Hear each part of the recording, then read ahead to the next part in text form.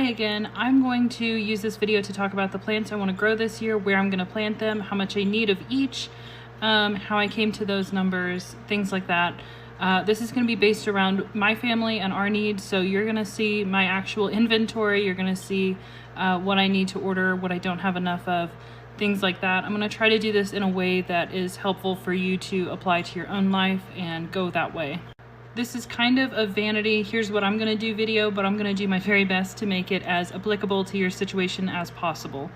A couple things you should probably know before we get into this video is that a lot of this is going to be grown in a greenhouse that we made by ourselves here out of our own timber. That's not because I think greenhouses are like superior, it's because I'm in northwestern Montana on the north side of a mountain at 4,200 feet elevation, and there's been more than one year where we've had frost in July, and that is terrible and miserable when your plants die in the middle of July. So I see so many homesteads based in the South and the Midwest, and while that is beautiful and those gardens seem to be doing so well, not the case here. And I've had to work very hard to have a terrible garden every year. So some of my plants are going to be outside. Everything that I am planting outside this year is because I've planted it outside last year and then saved the seed off of that. The last 2 years that I've planted my garden outside, I did not eat anything off of it. I just saved the plant and saved the seeds off of it and then put it aside so that way next year would be better. And so far that is working. It is getting better. This year what I grow outside of my greenhouse I may or may not get to eat. It just depends on how well things go. But next year we should be able to finally eat the things that I have grown outside. Greenhouses are very expensive, and a lot of times they're not necessary unless you're in the north. If you're in the north and you need a greenhouse, make sure you check out my last 2 videos on that. I need to do a third with an update because we have come a long way on our greenhouse since then. But all in all, I think getting the greenhouse finished is going to be around $1,000, and then getting the interior and things done might be $1,500 if we really go all out. I think it's going to be $1,000 to $1,500 to be totally done with it. It is 640 square feet. It is 16 feet wide, 40 feet long, and then 20 feet tall in the back, so that way it can accommodate citrus trees and banana trees. If you are not gardening yet, now is your time to do future you a big favor. Start writing down what you eat and how much of it you're eating, and if you would like to eat more of it, if for example you're not eating a certain food because it is cost prohibitive, like raspberries. I know those are super high right now. So if you're only eating 1 carton, 1 16-ounce thing of raspberries a week, but you would like to have 2 or 3, maybe aim for 2 or 3. When you start planning your garden out for the first time, knowing exactly how much of these things you would like to have for your family is going to be wildly helpful, especially when you are looking at all of the varieties that you could have. When you've got those beautiful seed catalogs in front of you, you're not going to know how much you need of things. So having that done now is really going to help you later on. And if you're not yet in a position to start gardening, that is something you can do now that is truly going to be a gift for future you. There's more than one way to garden, and different styles will dictate different space needs, how much water you need, things like that. For instance, my outdoor things are going into raised garden beds. It's literally just some rotten logs that I stacked on top of each other and I filled with homemade soil. It's not really feasible for me to plant directly into the ground. We have got so much rock. If I take my finger and I just scratch maybe 2 or 3 inches down into the soil, I immediately hit rock. So not great. That's why I'm using the raised beds. It's just the easiest way to build up my soil in one place and go from there. Now, my livestock are not getting their feed from raised beds. That is kind of crazy. What we've done there is we've taken the tractor and we've driven into our woods and we have scooped up just forest soil, a little bit at a time, come up and dumped it on our hillside. I'm looking at it right now. And we've just terraced that to the very best of our ability so that way we can grow things for our livestock. I will briefly touch on that at the end of this video. But for our personal needs as a family, what the humans are going to be eating, that is from a raised garden bed. And everything that is in the greenhouse is going to be a raised garden bed in the greenhouse. If you're doing the traditional in the ground planting, you are going to probably be using rows. You're probably not going to be doing square foot gardening. You may or may not be doing some vertical gardening. I don't know. But for my stuff in the greenhouse, it is going to be square foot gardening, and it is going to be as much vertical gardening as possible. Like my tomatoes are going to be the indeterminate kind that just grow up for as long as you let them. First of all, I have been going through and just looking at all the seeds that I have saved. I've got a rough estimate of how much I have saved of each type. For my area in particular, it is really nice to seed save year to year, so that way it's more acclimated to the really cold temperatures we get. So I've just tallied up what I have, how much I have, and I've got a very rough idea of how much space it takes to grow each of these things. I know my family's eating habits, and I've based my things off of that. For example, we don't eat a lot of broccoli, so I'm not growing a lot of that. What we do grow will probably go in the freezer, so there's that. We only eat eggplants when we have ratatouille, so 3 plants is probably good for the year. I will be freezing that.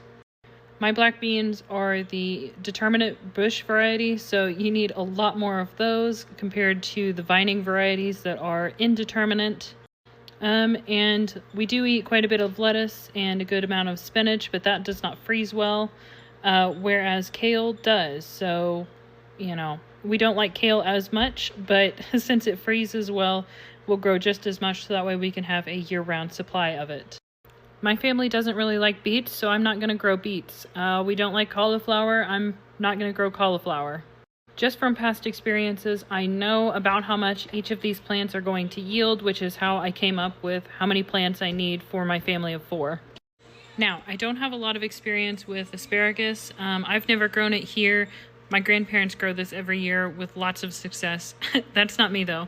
So I have looked up asparagus on this computer so I can figure out what their spacing is, about how much they yield. I know now that it's going to be several years before they're actually yielding anything, but that's okay. We can start now and enjoy it later on. And please don't get too wrapped up in things thinking you have to get it absolutely perfect or you have to supply it 100%, because just getting the basics down and then learning a little bit and then doing better the next year is really the ticket. Don't ruin a good time just trying to be perfect, okay? Now, I have grown most of these before, so I do kind of know what to expect. If you are brand new to this and you're trying to figure it out, you can look on the backs of your seed packets. A lot of these will tell you when to plant them and how far apart to plant them. This is more for traditional in-ground gardening or raised bed gardening. This is almost never put as square foot gardening, so keep that in mind. For instance, these peppers need to be 18 inches apart in full sun. Now, I don't think that this book is absolutely perfect, but boy, it has been very helpful as I figure out the whole square foot gardening thing and trying to be as efficient as possible, because my greenhouse has limited square footage and I need to be really careful with it and use it to the best of my ability. It covers a lot of things like how to plant for continuous harvest, also known as succession planting, which I have a very hard time saying.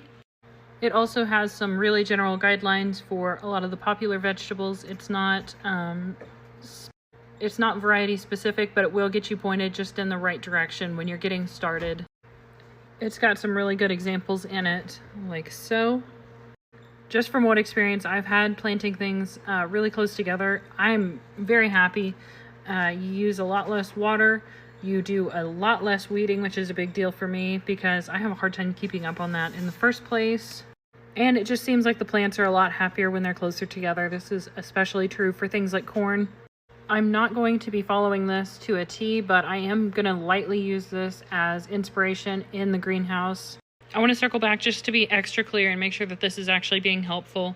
My family eats about 1 carrot a day, but we're just going to round up and say 400 plants to take care of us for the year.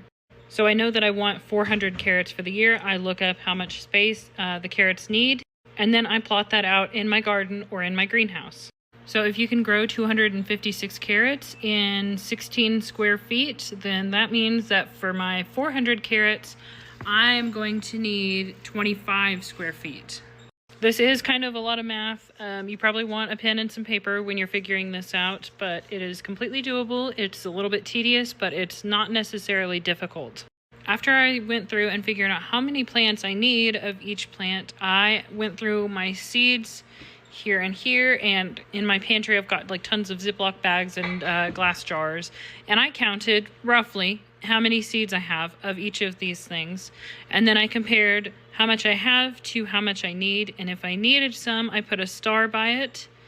And that is going to let me go through all of my seed catalogs here and go through and find what I want for the things that I don't already have. For instance, I don't have any asparagus. I need more corn in different varieties. I have a lot of corn already. I just don't have it in all the varieties I would like. Plus spinach, tomato, and zucchini. And then I have some other fun things that I would like to get. They're not a priority, but I will be putting them in the greenhouse regardless. Just about everything that we are growing will be grown in the greenhouse because midsummer frost. It's terrible. The exception to that are some of the onions, a lot of the corn, and the potatoes. I will be growing quite a bit of butternut squash outside. That's not necessarily for my family. We probably need 5 plants for all of us, but I'm going to be using that to supplement the feed for my chickens and rabbits and goats. It really is amazing how much food you can grow in 640 square feet. If you're really careful about it, you use things like square foot gardening and vertical gardening and just a little bit of aquaculture. So after I figured out what I wanted and what I'm short on, I could go through my seed catalogs. I'm still not done with this. This is not a comprehensive list of all the things I'm going to order. But then I went through and I just started putting down the things that I would like to have, the price, and then I can total that up and go from there. This is going to be a pretty cheap year because I've been seed saving a lot. I've also had my grandparents give me quite a few things from their garden, which has been in the family for a long time, so that is very special. I'm really excited to use those this year. But that makes things very manageable and easy to comprehend, easy to reference year over year, and keep your garden rolling nicely. So now let's get into the greenhouse and talk about that. The back of the greenhouse with the stove is about 20 feet tall. The front of the greenhouse, where I've got my carrots and my onions and things, is only like 4 feet tall. And then the sides obviously have a nice slant to it. The short side is facing the sun. The tall side is the north side. Over here on the left is the west, and on the right is the east. There are probably more efficient ways of laying this out. This is just what I like and what I'm going to be doing for my greenhouse. At the northwest corner of the greenhouse, there is a door and about 16 square feet. That's just going to be kind of a square. There's just things like garden pots and tools that kind of accumulate. I know that. So that's just going to be kind of set aside for that. I've also got a few open squares that I don't know where I'm going to put there yet. I'm sure I will find a way to fill it though. Even without succession, oh my gosh, why is this word so hard? Even without succession, just growing things to be done at the same time. That's not the most efficient way of doing things, but even doing things in that manner is still going to take care of most of our food needs. As long as there aren't some major failures in the greenhouse, which could absolutely happen because this will be my very first year with the greenhouse.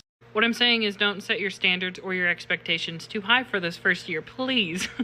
I've done my best to put the taller things in the back of the greenhouse, like the corn. Now, most of my corn is going to be grown outside with the exception of sweet ambrosia, which is my absolute favorite. I'm really tired of growing corn every year and not getting to enjoy it. So I am going to put in a few small blocks in the greenhouse. So hopefully I can enjoy something this year. I will have cattle panels that run, I guess, south to north. So that way my tomatoes and things will grow on those this way. So they're not growing this way. That should make it a little bit easier for sunlight to hit the back of the greenhouse. All right, so let's just roll through here and talk about everything I'm growing. We're gonna have asparagus in about 6 square feet. Probably won't be harvesting anything from there for quite a while, but that's okay.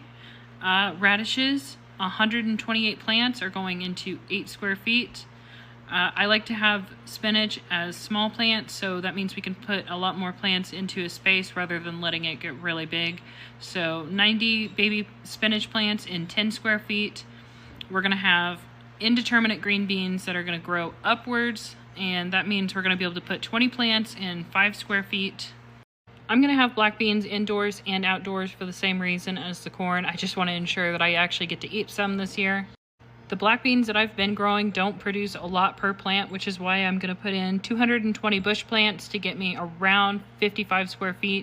We'll have 20 kidney bean plants in 5 square feet, 20 pinto beans in 5 square feet, 6 broccoli in 6 square feet. I realize now I wanted 8 broccoli, so that's actually going to be 8 square feet, and I might have just found a spot for some of those open slots. You would think onions would grow well outside. That has not been the case for me, so I have dedicated some room in the greenhouse just for those. We're going to have 48 in 12 square feet. My sweet ambrosia, as mentioned, 30 plants in 30 square feet. My potatoes, we're going to do 35 plants in 35 square feet. I have a lot of potatoes that my grandparents generously gifted me this year. We dug that up from their garden in the summer when I visited them. They're still doing great in the pantry. So when I can finally plant things, I'm going to put as many in the greenhouse as possible. And then what doesn't fit, everything else is going to get planted outside in the raised bed. I love growing my own spices and herbs whenever possible. So we're going to have 9 chive plants in about 1 square feet, 4 oregano plants in 4 square feet, 16 dill plants in 4 square feet, 2 peppermint plants in 2 square feet. I know they are going to spread. I know you're going to warn me about that. That is my burden to bear. I don't know. I might just put them in a separate container inside the greenhouse instead of just putting them into the raised beds. I'm not sure how I'm going to deal with that yet. Parsley, we're doing 8 plants in 2 square feet, 2 lemon balm plants in 2 square feet, 6 lavender plants in 6 square feet. I do have some of it growing outside. It's just not growing. How about this? It's existing outside and it puts out plants, or it puts out beautiful buds every year, but it's not growing at all. It's just surviving. How about that? I'm hoping if it's in the greenhouse, it will do just a little bit better. I'm going to have 42 tomato plants in 42 square feet. I have a lot of variety of tomato plants. For example, Abe Lincoln's, the tie-dye Berkeley's. If you have any varieties that you recommend, I have not ordered my tomatoes. I would like to get a few more varieties in. So if you have something you really like and you recommend, please tell me in the comments. I would be so grateful to you, and I would probably think of you every single time I eat that tomato. Celery, 3 plants in 3 square feet. I know that's not a lot. We do use quite a bit of celery. That probably will be one of those cases where as soon as I harvest it, I add some more and regrow it in the same spot. I'm going to do 12 lettuce plants in 3 square feet. I don't let the lettuce get very big. That's why that's possible. Eggplants are going to be 3 plants in 3 square feet. I'm going to do 12 zucchini and loofah plants in 12 square feet. I think 11 will be zucchini and 1 will be loofah. If you have recommendations for where to buy the loofah, I would love to hear that. Butternut squash, most of it's going to be outside. I am going to do 3 plants indoors in 6 square feet just so I can see what the difference is between indoors and outdoors, because I know that it does like heat. We're going to do 16 cucumber plants in 8 square feet. Obviously, that's going to be vertical as well. Most of those will be pickling cucumbers. A few of those will be slicers because I love a good Polish sausage sandwich topped with just plain cucumber. That is like one of my favorite midsummer snacks. I'm going to have 35 pepper plants in 35 square feet, 400 carrots in 25 square feet. If I hadn't already grown carrots before, I would not believe that number. I've never grown nasturtium before, so correct me if this is wrong, but I believe I'm going to do 6 plants in 6 square feet. And then we're going to have some fun stuff like pansies, 16 plants in 4 square feet, marigolds, 12 plants in 3 square feet. This is less so about having it in the greenhouse and more about just starting it in the greenhouse and then moving it outside as soon as I can. Because last year I started marigolds in April, I think, and they just started to get buds right in the middle of October. I'd been covering them religiously all summer when we got down to frost temperatures, and they still didn't bloom. They still didn't make it. So I'm hoping I can give them just a little bit of a head start in the greenhouse, and then they'll do a little better in the summer outside. I'm going to have 17 kale plants in 17 square feet in the greenhouse. The rest of them will be outside. The spearmint is the same story as the peppermint, 2 plants in 2 square feet. That is going to need to be in a separate container, not in the raised bed, because I don't want that to spread everywhere. Garlic, we're going to do 90 plants in 10 square feet. I have tried to grow that outside before and failed miserably, so I'm hoping it'll do a little bit better in the greenhouse. Now, a couple other things about this greenhouse. I'm going to have 2 320-gallon tanks on the back wall. This is less about raising fish and more about just having an additional heat sink to kind of regulate the temperature in the greenhouse through the summer and the winter. I do not have my heart set on any fish yet. I'm still researching it. I'm kind of afraid of it being too hot in the summer and too cool in the winter. I'm just going to probably try different species and see which seems to do the best, which seems the happiest, and then just go with that. I will be heating this through the winter, so that way we can keep things like our lemon and lime trees and banana trees happy. It's not going to be crazy warm, but I will use the wood stove as needed to keep it above freezing in here. The back walls are going to have about 3 feet of shelving and potting tables. These shelves are primarily going to be used for starting the seeds. I will be adding in some artificial lighting to kind of help it out too. I really want to get more flowers around our place. We've got such a pretty place to not have flowers everywhere, so I'm going to do my best to take better care of that. Maybe start the flowers indoors and then move them out as soon as I can. And I'll probably dedicate one set of shelves to a local organization. There's like a nonprofit that does seed bank stuff, so I'm hoping I can take some seeds and grow them up for people who don't have a greenhouse and just kind of help someone else out in the process. I'm not very helpful in many ways, but that might be one way that I can help someone out, so we'll try that. Now, there is one good flaw here that I'm kind of overlooking, and that's the fact that I did not account extra seeds for both losses. Like sometimes things just don't start. Sometimes your germination rate's not good. Sometimes you have plants that just die halfway through. There's pests, there's disease. I really haven't had to deal with pest and disease so much. It's mostly just been frost and grizzly bears actually that's been eating my stuff. I did have a grizzly bear come through and like literally rip my plants out of the ground by the root one year, so that was great. But pest and disease haven't really been an issue yet. I need to account for that being an issue because I know that greenhouses are kind of the perfect breeding ground for that. And you should probably bump those numbers up for seed saving. In all reality, I'm probably just going to short our family just a little bit so that way I can seed save for the next year. And then next year I'll maybe do a little bit better. We'll see. But this is my first year with the greenhouse. I'm going to be doing a lot of mistakes. I'm going to be doing a lot of learning, so I'm just going to do the best I can with what I have and then regroup, and I'll probably make a video talking about all the things I did wrong so you don't have to, and go from there. Setting aside seeds to grow for the next year has saved me quite a bit of money. 17 of the things I'm going to be growing this year I've already put back. So even if I only was going to pay like $5 per thing that I've put back, that's still like $85-ish that I've saved myself. That number is way bigger when you consider the difference between not growing something and growing something, but getting it from your garden versus buying it from the store. That's a way bigger cost difference. I know we spend probably like $50 or $60, sometimes more, just in produce every month. So that's going to add up pretty quickly. Now here is where I'm planning all my stuff out. Right here, that's, well, come on. That little square right there is where the horse barn's going to go. This kind of from here-ish to not there, here-ish to here. There's a big rectangle of my terrace stuff. There's like 3,000 square feet there that I'm going to use to grow feed for my livestock. That's going to have butternut squash. It's going to have field corn. There's going to be some oats in there. I'm just going to kind of throw a lot of stuff at it and see what sticks and see what I can do to supplement the feed for our animals. Over here, we've got Bunny Tractor, actual tractor, and our friend's livestock guardian dog. And there's like 1,200 square feet of raised beds through here. That's where I'm going to be growing my outdoor stuff. And beautiful mountains. There's our greenhouse that is not finished. It's a lot better than the last time you saw it. We need to put our panels and walls up. I got some paths in there. We got our wood stove put in. I've got quite a few containers for it. Immediately after Trump was elected into office, most of my husband's office was laid off, effective immediately, same day, position terminated.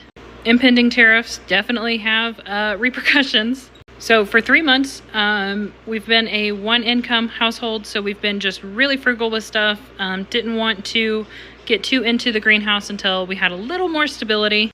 Looks like that stability is finally happening now, 3 months later, which means we will be resuming work on the greenhouse really soon. I'm so excited about that, and honestly, I'm so grateful Truly, I am so grateful that we've been able to keep chugging along as if life was just completely normal on one income. So if you have watched any of my videos in the last 3 months, I am so unbelievably grateful to you. Part of the reason why we've been able to pay all of our bills and keep our comforts and give my daughter a good birthday is because you were watching these videos. So thank you so very much. I appreciate you. This has really driven me to make sure that I'm still putting out really good content and make sure that I'm actually being helpful to you, because like I said, I'm so grateful to you for being here. We're trying to do things as frugally and as smartly as possible, but I want to make sure I'm putting out good content that is genuinely helpful to you, because you have been genuinely helpful to me. And I can confidently say that I have learned something every single time I have posted a video here, just by going through the comments and talking with you guys. So thank you for that. I've really learned a lot. Yeah, you guys are just some of the best people out there, and genuinely thank you. Thank you for being here. I will see you again next Monday. Bye.